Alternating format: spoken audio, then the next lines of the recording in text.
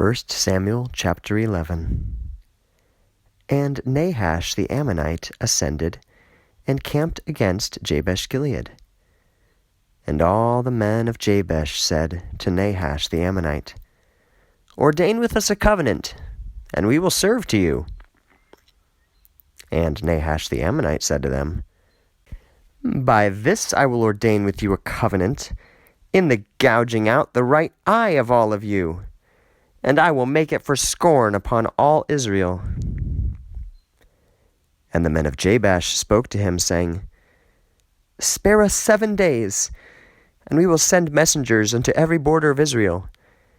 And if there might not be one delivering us, then we will come forth to you. And the messengers came into Gibeah to Saul, and they spoke these words into the ears of the people. And all the people lifted up their voice and wept. And behold, Saul came from behind the oxen from out of the field.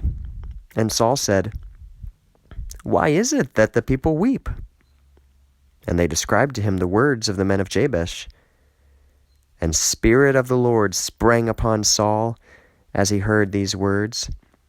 And his anger was exceedingly enraged over them. And he took 2 oxen, and dismembered them, and sent them unto every border of Israel by the hand of messengers, saying, Whosoever is not going forth after Saul and after Samuel, according to thus they shall do to his oxen. And there fell a change of state of the Lord upon the people, and they yelled as one man.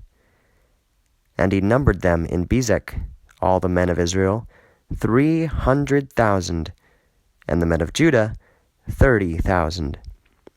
And he said to the messengers coming, Thus you shall say to the men of Jabesh-Gilead, Tomorrow there will be deliverance to you at the warming through of the sun.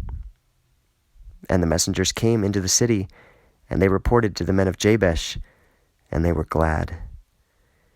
And the men of Jabesh said to Nahash the Ammonite, Tomorrow we shall come forth to you, and you shall do to us what is good before you.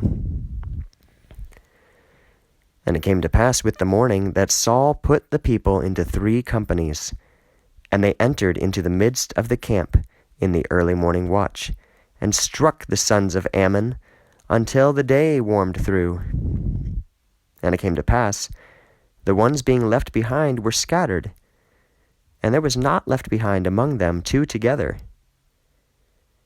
And the people said to Samuel, Who is the one saying, Saul shall not reign over us? Deliver up the men, and we will kill them. And Saul said, Not shall anyone die in this day, for today the Lord produced deliverance in Israel. And Samuel said to the people, saying, Come, we should go unto Gilgal, and we should renew there the kingdom. And all the people went unto Gilgal, and Samuel anointed Saul there as king before the Lord in Gilgal. And he sacrificed there sacrifice offerings and peace offerings before the Lord. And Saul was glad there, and all the men of Israel greatly.